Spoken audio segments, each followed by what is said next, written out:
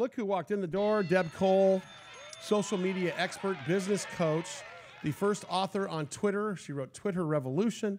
And I didn't even know there were haters in social media. There are. People don't like you? Some people don't. Yeah. Is it because you're invasive? Oh, me? You mean? No, I'm just talking about is Twitter invasive? Is that what happens? No, I think it gives people an opportunity to be behind their, the geeks behind their computer screen. They would never say something to you in person, but they'll say it behind the. I always wondered why is it okay?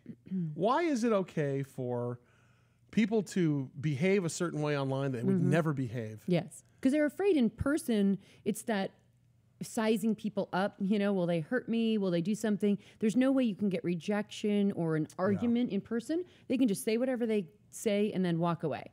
Right? Well, the scary part is though, is this is what I call the cyber terrorism people. Yes. Yeah. The cyber terrorism people is the issue here for me. Absolutely. And people, I think one of the questions you've asked in the past on the show is about the critics. You go on Yelp. I was just at Juniper and Ivy, the new restaurant downtown in Little Italy, and I was looking at the reviews, and I think it was like every other review for these people, it's kind of their soft opening, and they've been there for about a month, and it was amazing, Sully, but yet there's still people that want to hate. And I don't know what one thing on that menu could have hated.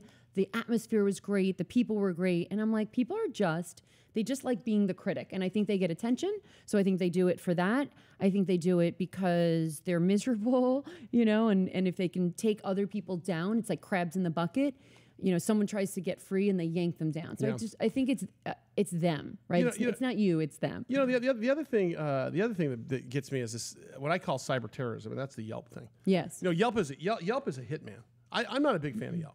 I'll tell you why, because Yelp, I've read so many things, I've experienced so many things where Yelp, unless you start advertising with Yelp, you're kind of in trouble with Yelp. It's kind of like the Big Biz, what is it? The Big Biz Show? Yeah. No, the Bureau, Better Business Bureau. It's like the Big Biz Show. The Better Business Bureau, right. Yeah, the Better Business Bureau. If you don't join their association, right, I think it's a bit of, what would you call it? What's the really bad mafia word? I don't know. It's that word. Hitman? Yeah, they hold you hostage, essentially. Yeah. But no, a friend of mine... That was Deb Cole that said that, in case Great, now they're going to go after me. But no, they hold you hostage. And How does Yelp... Yelp is supposed to be an honest-to-goodness review process. Yeah. I mean, I'd love to know that if I went on Yelp, that's the person that should deserve to have that. Is there any real... non-agenda based reviewing sites? Well, what I like, I think you just mentioned before Foursquare, before the show, is what I like about Foursquare is I follow all of my friends on Foursquare, and then I pay attention to their reviews on things. So for me, that's much more relevant to me than Yelp, because they're my friends. Yelp is anybody. So with Yelp, I don't pay attention to the ratings as much as I do on Foursquare. So... Okay, so if you were going to go, let's say you want to try a restaurant. Yes. Or something more important to a woman, someone to cut your hair. And you don't have a personal recommendation. You're in another city. Yeah. Okay, so this is a perfect example. It wouldn't happen. That's why my hair looks the way it is. So I mean, I need a haircut. But what happened? I mean, at some point, there's got to be services that you use that you normally get the referral from. Who do you go to? So okay, and that's a really good question, because I still will look at Yelp. And what I do, and I think it's the responsibility and the onus is on us when we look at review sites, that I don't pay attention to everything that they say on Yelp. And when I see the haters or people dogging it, I will literally look at that and analyze it and say, is that a legitimate review? Is that a legitimate critique? And then the person above it really contradicted that person. So I just don't pay it any mind. So yeah, for a haircut, for attorney services, certainly you're going to go to Yelp. Oh, car service, that might be an even better example. When I was in Austin. Perfect. That's even better. I was in Austin and I didn't have anyone that I knew that could recommend me. And I went on Yelp, and there was a mechanic I almost went to, and they hammered them. And so I was like, okay, good thing. And it was, here's how I look at it, Sully. If it's one review after another, and they're all saying the same negative thing, that's what you pay attention to. You don't pay attention to the one or two people. Right. We call them the Twitter trolls, or just the social media trolls in general. So they just go out there and just try to be negative. Yeah. That's just like anything else, though, right? Yes, absolutely. Speaking of negative, I'm sick of being, I get this asked all the time. I'm sick of being asked whether Facebook is a good investment. People ask me this all the time.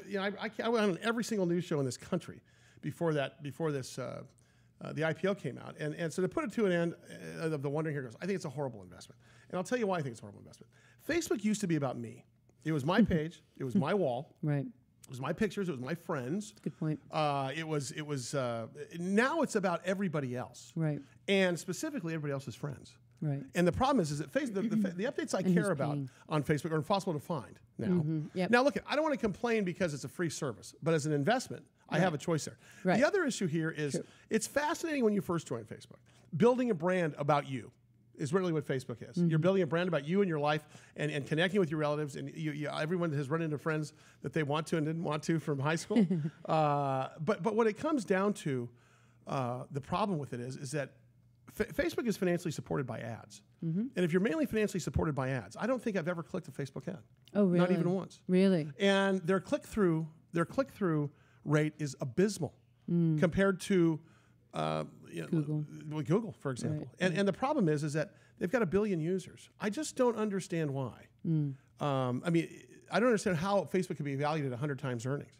I mean, really, they've already. Do you think it's inflated, and you think people are going to lose a lot it's of over. money? If 100 times earnings isn't outrageous enough, how are they going to support that multiple without revenue? Right. I mean, their revenue number doesn't support 100 times multiple. So, listen, it was unique. It was semi-cool. I'm glad the founders and early investors are going to make a lot of money on it, and they probably will. But like I've always said, they're addicted to the crack. We're addicted to the crack. Yep. All of us are addicted to this Facebook thing. If they charged $5 a month and lost 90% of their users, which they wouldn't, they would still be an $8 billion company. Right. Because kids would pay $60 a year to be on this thing without a nickel of ad revenue. Well, what's interesting, Sully, you brought up as far as LinkedIn, before the show, you were asking about LinkedIn, and what's interesting is they have more of a revenue model.